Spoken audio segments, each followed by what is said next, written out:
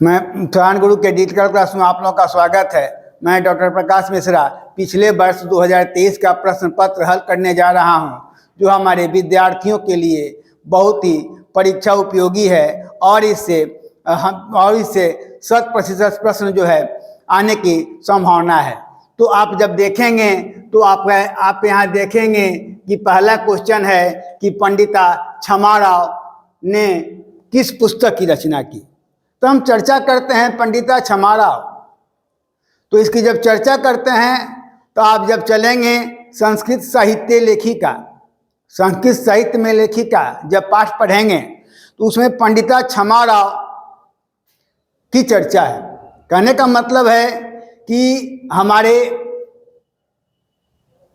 लेखक भी हैं हमारे और लेखिका भी हैं। तो आप जब देखेंगे तो यहाँ देखेंगे तो आपका पंडिता क्षमाराव ने किस पुस्तक की रचना की, तो आपका चला आएगा शंकर चरित्र। मतलब 4 ऑप्शन है, मधुरा विजय, ग्राम ज्योति, शंकर चरित्र, वरदाम्बिका परिणय। 4 ऑप्शन में आप देखेंगे मधुरा विजय होगा नहीं, ग्राम ज्योति होगा नहीं, वरदाम्बिका परिणय होगा नहीं, तो आपका होगा शंकर चरित्र। उसके बाद चलेंगे तो अब अगला क्वेश्चन है कि याग लग्न ने, अब आप देखेंगे याग वलक ने आत्म तत्व की शिक्षा किसे दिया। आत्म तत्व यानी संस्कृत साहित्य लेखिका पाठ में ही आपको मिलेगा कि याज्ञवल्क्य की पत्नी, तो याज्ञवल्क्य ने, तो यहाँ पे आपका हो जाएगा, आपका मैत्रेयी हो जाएगा, क्योंकि आपका। अब उसके बाद कहता है अगला क्वेश्चन देखेंगे। अगला क्वेश्चन है अ और ई के मेल से कौन सा शब्द बनेगा। तो आप लोग संधि पढ़े होंगे। जब संधि पढ़े होंगे तो संधि में आप सीधा पढ़े होंगे अ या आ प्लस ई या ई इक्वल टू ए। तो आपका ये गुण संधि है। गुण संधि पढ़ते हैं तो गुण संधि में आता है ए ओ आर। ए आपका सटीक आंसर होगा ए, क्योंकि गुण संधि में आपका। उसके बाद कहता है पूर्व रूप संधि का उदाहरण कौन सा है। पूर्व रूप संधि आपका अपवाद नियम है। जब संधि पढ़ते हैं तो दीर्घ संधि, गुण संधि, वृद्धि संधि, यन संधि, अयादि संधि। तो यहाँ कहता है पूर्व रूप संधि का उदाहरण कौन सा है, तो आपका ये तो होगा नहीं, आपका रावण होगा नहीं, क्योंकि रावण जो है आपका अयादि संधि का एग्जाम्पल है। रौ प्लस अन रावण, 1 प्लस 1 प्लस एकम, आपका एकम हो गया। रावण का संधि करेंगे रौ प्लस अन, आपका रावण हो गया। रामेंद्र कहते हैं रमा धन इंद्र, रामेंद्र हो गया। तो ये आपका 3 एग्जाम्पल तो आपका संभव नहीं है, क्योंकि आपका ये हो जाएगा गुण संधि, ये हो जाएगा वृद्धि संधि, ये हो जाएगा अयादि संधि। तो हम लोग का पास क्या ऑप्शन बचा, हरे पर, ये आपका हरेवा।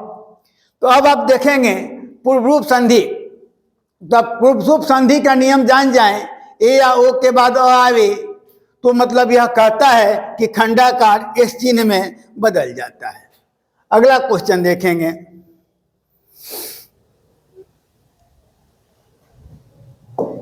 अगला क्वेश्चन है खगेश। खगेश का संधि विच्छेद। खगेश में आप देखेंगे तो खग, ये आपका खग प्लस एगो हेस होगा नहीं, खग प्लस इस होगा, क्योंकि खग में क्या है, आप यहाँ देखेंगे अ है, आप प्लस ई है, तो इक्वल टू ए, यानी आपका ये गुण संधि है। गुण संधि में आप देखेंगे तो ए ओ और अर होता है, यानी ए ओ आर यानी गुण संधि। आपका ये भी नहीं ऑप्शन है, ये भी नहीं होगा। तो आप खगेश का संधि विच्छेद, तो आप जान खग प्लस इस क्या हो जाएगा, खगेश। अगला क्वेश्चन देखेंगे। अगला क्वेश्चन है व्याकरण में। अगला क्वेश्चन है व्याकरण में कौन सा उपसर्ग है। व्याकरण, व्याकरण शब्द है, जैसे हम लोगों का संस्कृत व्याकरण होता है, हिंदी व्याकरण होता है। तो व्याकरण में आपका ये तो आपका होगा नहीं, ये आपका होगा नहीं, ये होगा नहीं, आपका वी प्लस आकरण व्याकरण। तो व्याकरण में कौन सा उपसर्ग है, तो वी है। पित्रा किस विभक्ति का रूप है, पित्रा। पित्रा में पित्रा आपका ऑप्शन है, आपका षष्ठी है, चतुर्थी है, पंचमी है, तो ये आपका तीनों होगा नहीं, आपका तृतीया होगा। अगला क्वेश्चन देखेंगे, दात्री नाम का मूल शब्द क्या है। दात्री का मतलब हो जाता है बच्चों देने वाला, तो दात्री नाम शब्द है। तो दात्री नाम में आप देखेंगे तो आपका मूल शब्द क्या है, दात्री है, क्योंकि दाता तो होगा नहीं। जैसे बालक शब्द रूप होता है, लता शब्द रूप होता है, दात्री आपका ऋकारांत शब्द है। ऋकारांत का मतलब बच्चों जिसके अंत में री आवे वह ऋकारांत कहलाता है। जैसे अकारांत बालक हो गया, आकारांत लता हो गया। तो कहने का मतलब है कि जो हम लोग अ आ ई पढ़ते हैं, तो अ आ ई के टॉपिक पर ही आपका शब्द रूप बनता है। अगला देखें क्वेश्चन। अगला क्वेश्चन है युष्मत् शब्द का प्रथमा विभक्ति एक वचन क्या होता है। अस्मद होता है। अस्मद का मतलब हो जाता है अहम अवाम वयम, माम अवाम अस्मान, माया अवाभ्यम अस्माभि, मह्यम अवाभ्यम अस्मभ्यम। और युष्मद का हो जाता है त्वम यूयम यूयम, त्वाम यूयम युष्मान, त्वया युवाभ्याम युष्माभि। तो आप देखेंगे युष्मद का प्रथमा विभक्ति एक वचन, क्योंकि तो होगा नहीं, तो का मतलब हो जाएगा आपका।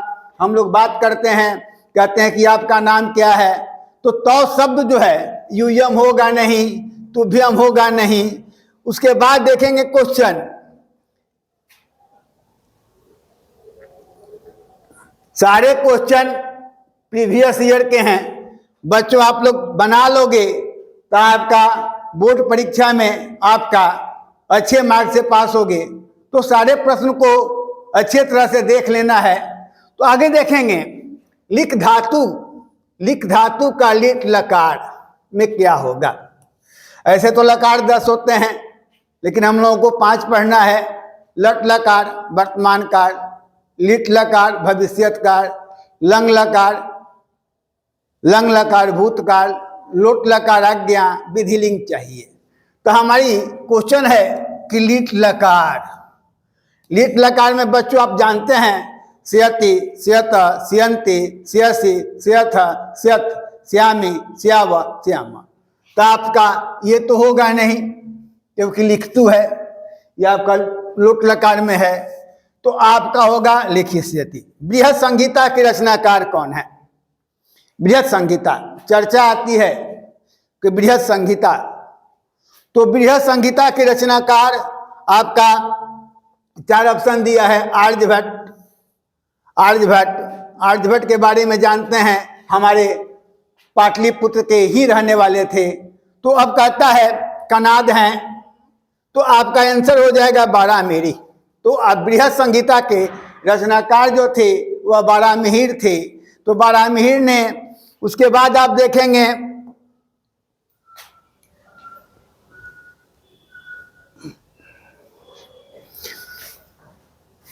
यहाँ वेद की चर्चा है। वेद रूपी शास्त्र क्या है। वेद रूपी शास्त्र, तो वेद रूपी शास्त्र जो है आपका यहाँ पे अनित्य दे दिया, अनित्य ये होगा नहीं, कृतक आपका नहीं होगा, कृत आपका नहीं होगा। बच्चों 4 ऑप्शन देता है, 4 ऑप्शन में आपका 2 या 3 लगता है कि ये सटीक है, लेकिन ये आपका ये होगा नहीं, तो आपका आंसर हो जाएगा नित्य। उसके बाद आगे बढ़ें। आगे क्वेश्चन आप देखेंगे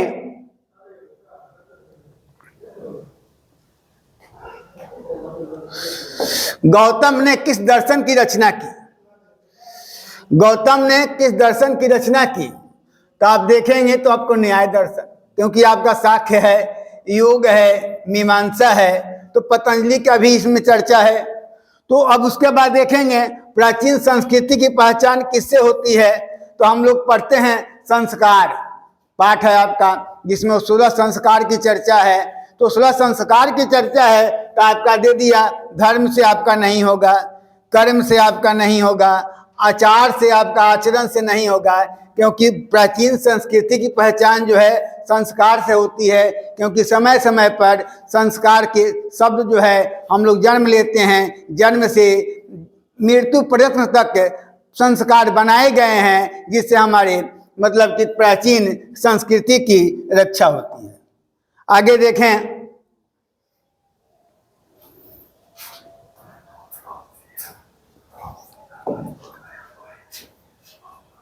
प्राचीन ग्रंथों साहित्य ग्रंथों में केशांत संस्कार का नामांतर क्या है?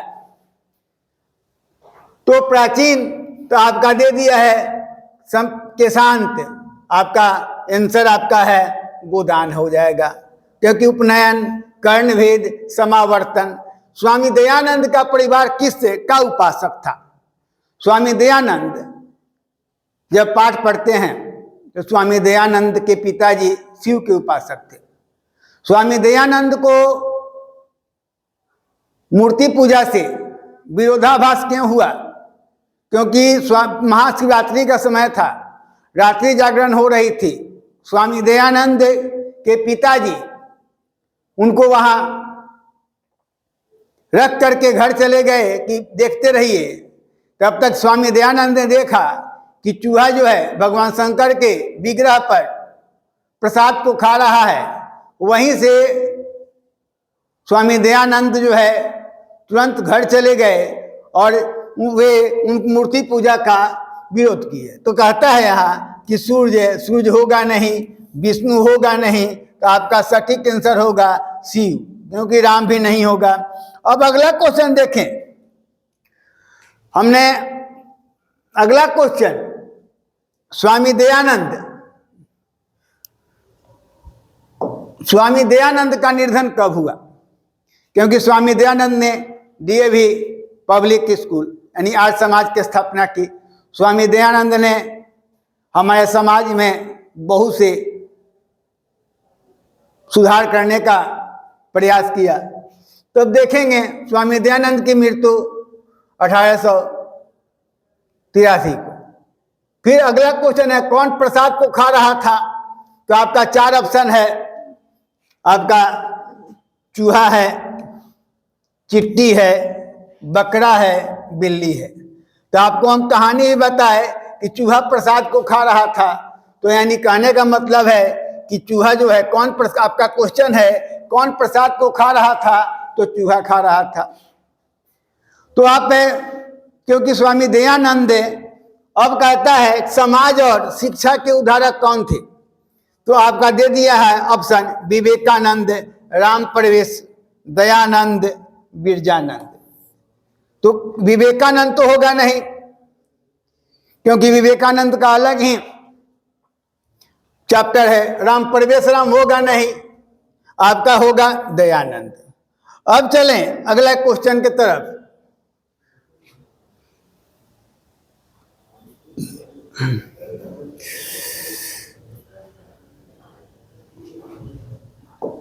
अब है बैरेन बैरस समनम असंभवम, यह किसकी उक्ति है?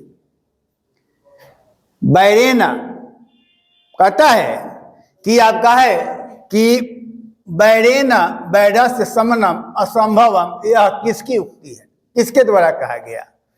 तो आपका होगा भगवान महावीर, क्योंकि महात्मा बुद्ध नहीं होगा। दयानंद की कहानी अभी आप लोगों को बताए, स्वामी दयानंद की कहानी आपको बताए कि उनको महाशिवरात्रि का समय था और दयानंद ने आज समाज की स्थापना की। चंद्रगुप्त होगा नहीं, तो आपका होगा भगवान महावीर। 4 थे द्वंद्व, हमने आपको समाज पढ़ाया है। 4 थे द्वंद्व, 4 थे द्वंद्व का मतलब हो जाता है च प्लस अर्थे प्लस द्वंद्व। द्वंद्व समास में दोनों पद प्रधान होता है बच्चों। आप लोग जानते, समास आप लोगों को पढ़ाया गया है पिछले क्लास में, समास प्रकरण में। द्वंद्व समास में दोनों पद प्रधान होता है और बीच में च लगता है।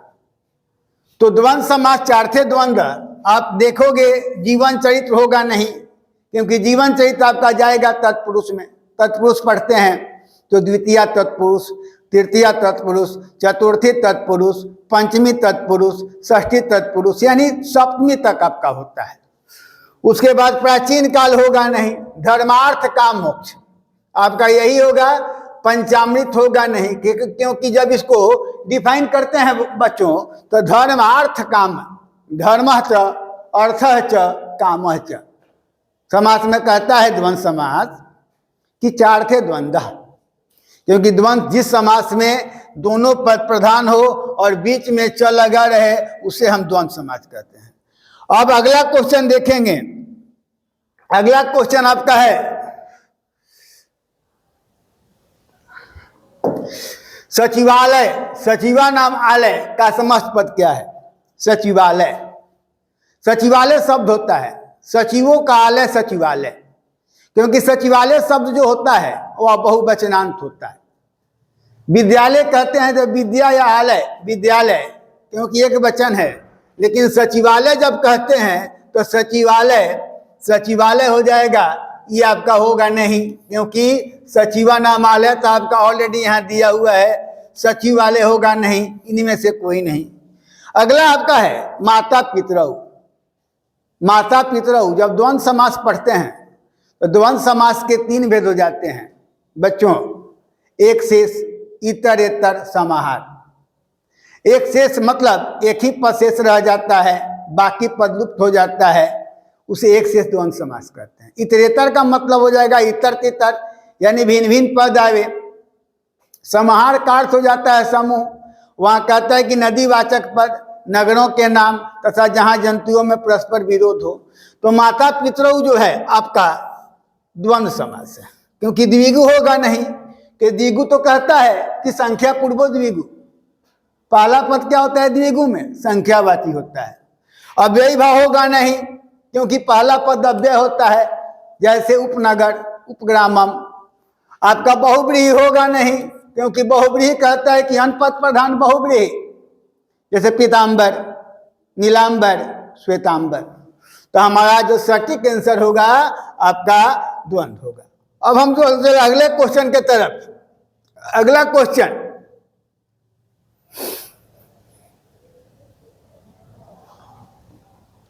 क्वेश्चन है कि युष्माकम का मूल शब्द क्या है? युष्माकम आपके युष्मत का, युष्मत शब्द का शब्द रूप का है। यहाँ देखेंगे तो अस्माकम का मूल शब्द, अभी आप लोगों को हम चर्चा किए थे कि अस्मत का मतलब हो गया अहम अवाम वयम माम मम अस्मान मया अवाभ्याम अस्मा भी। युष्मत का मतलब हो गया। तो अब कहता है चतवार का मूल शब्द क्या है?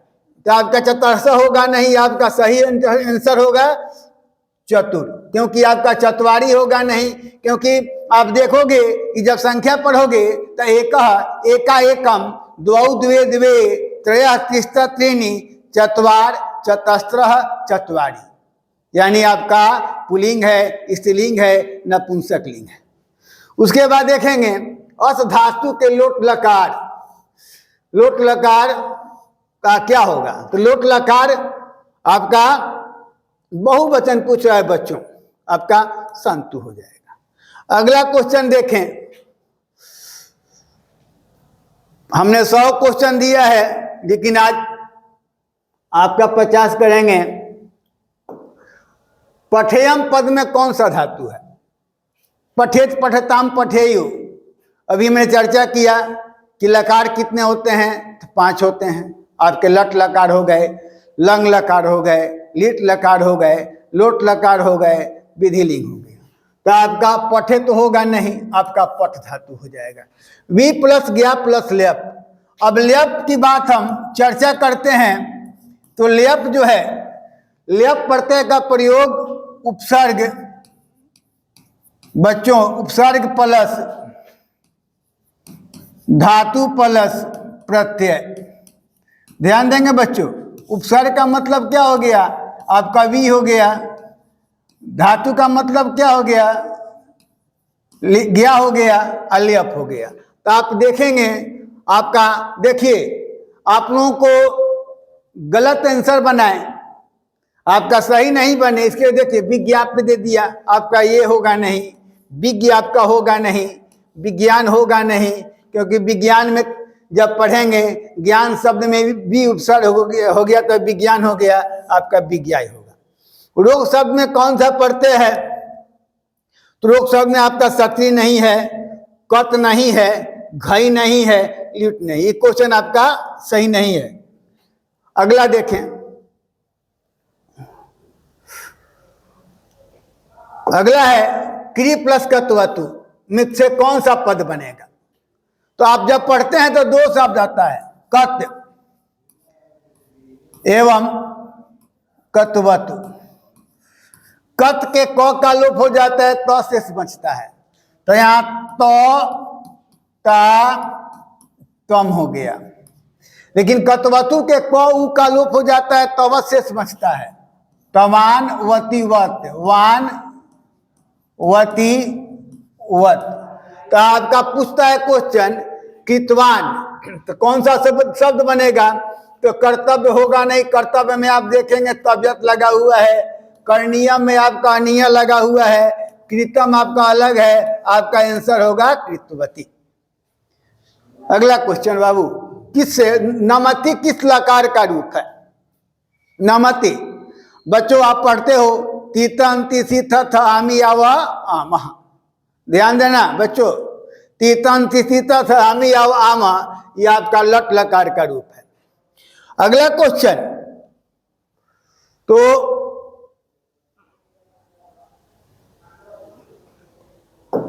अगला क्वेश्चन है भू धातु के लोट लकार, भू धातु के लोट लकार मध्यम पुरुष, तो आपका भ हो जाएगा। शांति पद में कौन सा प्रत्यय है, शांति में आप देखोगे, शांति में आपका ति प्रत्यय होगा नहीं, कत प्रत्यय होगा नहीं, क्योंकि कत के क का लोप हो जाता है तो शेष बचता है, और जब भी बनाता है तो ततम बनाता है, आपका यत होगा नहीं, तो आपका होगा एक तीन प्रत्यय। एक तीन प्रत्यय के देखोगे तो आप क का न का लोप हो जाता है, तो आपका ती बच गया, तो आपका शांति शब्द बना। अगला क्वेश्चन, अगला क्वेश्चन देखेंगे,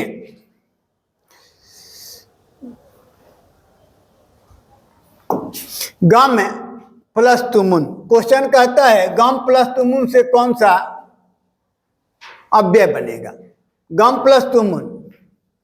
तो गम प्लस तुमुन से आप पढ़ते बनाएंगे तो आपका गंतुम होगा, क्योंकि तुमुन पढ़ते पढ़ते हैं, तुमुन के उ और न का लोप हो जाता है और तुम शेष बचता है, यानी गम प्लस तुमुन गंतुम, पठ प्लस तुमुन पठितुम।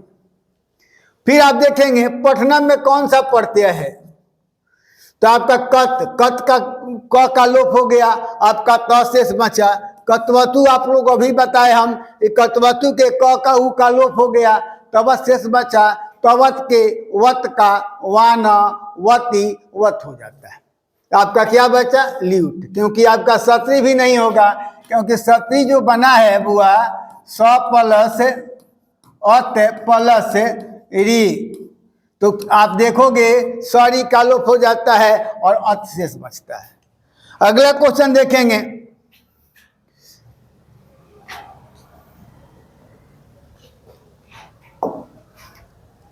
राम मंदाकिनी की शोभा किसे दिखा रहे हैं, ये आपको रामायण की का वर्णन है, जब भगवान राम पंचवटी में गए हैं वनवास काल के समय, तो भगवान राम की वार्ता माता सीता से हो रही है, तो ये मंदाकिनी, राम मंदाकिनी की शोभा किसे दिखा रहे हैं, लक्ष्मण को नहीं दिखा रहे हैं, क्योंकि लक्ष्मण तो उनके छोटे भाई थे, मंदोदरी होगा नहीं, विभीषण रावण का भाई था, आपका सटीक आंसर होगा सीता को। रघुवंश महाकाव्य के रचनाकार कौन है, रचनाकार रघुवंश, रघुवंश महाकाव्य जब देखोगे तो रघु का वंश यानी कालिदास की रचना है, वाल्मीकि होगा नहीं, वाल्मीकि रामायण की रचना किए, तुलसीदास भी रामायण की। तो अब कहता है कि विशाल नेत्र। अब अगला क्वेश्चन है,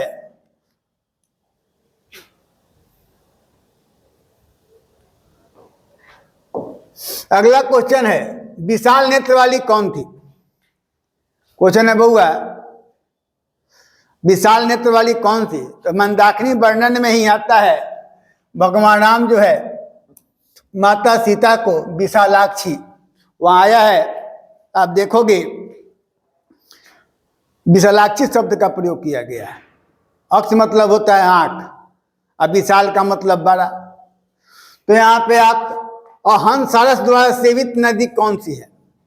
हंस-सारस, हंस और सारस, क्योंकि आपका मंदाकिनी होगा, क्योंकि जब भगवान राम वहां गराने गए तो वहां उस जब पाठ उसमें भगवान राम ने हंस और सारस सबकी चर्चा की है। कौन नृत्य कर रहा है? अगला क्वेश्चन देखेंगे,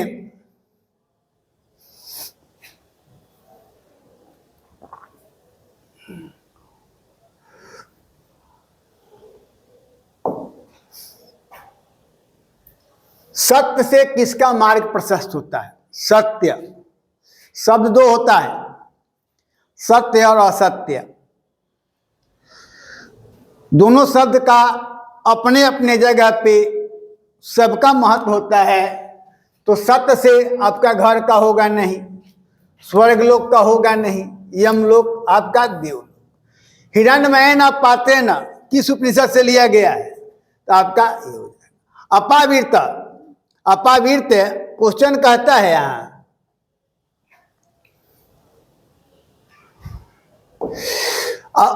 अपावीणु पद का क्या अर्थ होता है? तो आपको दे दिया ऑप्शन, हटा दो, छोड़ दो, विस्तार, ढका हुआ। क्योंकि कहता है कि सत्य का मार्ग जो है सोने से ढका हुआ है।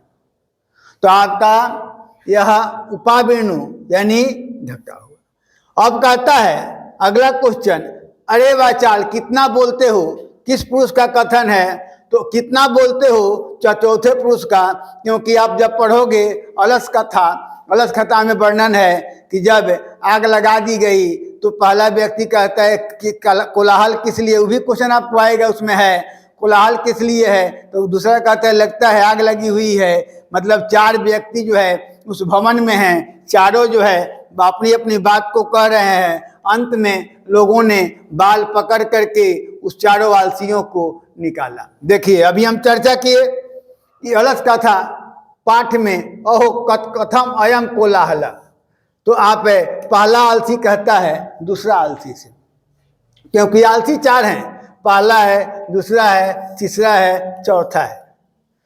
तो अब कहता है अगला क्वेश्चन, सबसे बड़ा शत्रु कौन?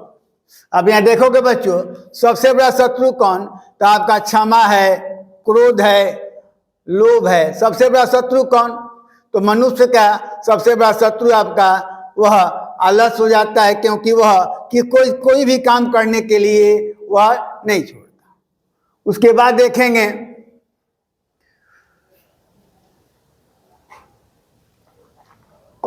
अगला क्वेश्चन, भवंतम महेशाम नमस्करोमि किसका कथन है? यह आपका कर्ण के पास जब इंद्र भगवान ब्राह्मण का वेश धारण करके इंद्र के कवच कुंडल को लेने के लिए आते हैं, उस समय की चर्चा है। तो यहाँ पे आपका कर्ण होगा, मैं आपको नमस्कार करता हूँ। शक्र का मतलब तो हो गया इंद्र होगा नहीं, अर्जुन होगा नहीं, भीष्म पितामह नहीं होगा नहीं, क्योंकि कर्ण के कवच कुंडल को लेने भगवान इंद्र जो है स्वयं ब्राह्मण का वेश धारण किए। और जब कर्ण नदी में स्नान कर रहा था उस समय की चर्चा है, इसीलिए कहता है कि कर्ण महतराम भिक्षा में याचते, यह किसकी उक्ति है?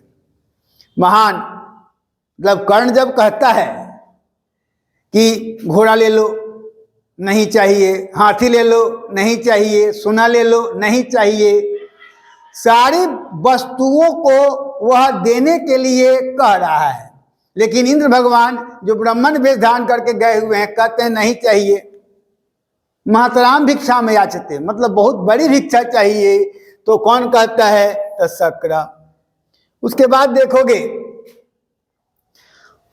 उसके बाद की बात चर्चा है, इंद्र ने कर्ण से छल क्यों किया? इंद्र ने कर्ण से छल के क्यों किया? आपका ऑप्शन है कृष्ण की सहमति के लिए, कौरवों को जिताने के लिए, पांडवों को हराने के लिए, अर्जुन की सहायता के लिए। कृष्ण की सहमति होगी नहीं। उसके बाद आप देखोगे कौमुदी महोत्सव जैसा दृश्य किस अवसर पे दिखाई देता है? आपका छठ पूजा नहीं होगा, दीपावली नहीं होगा, बसंत पंचमी नहीं होगा, आपका दुर्गा पूजा हो जाएगा। दुर्गा पूजा इसीलिए होगा ये क्योंकि कौमुदी महोत्सव चंद्रगुप्त और चाणक्य के समय की घटना है। चलिए आज के लिए इतना ही। अगला क्वेश्चन अगले क्लास में बताएंगे। धन्यवाद।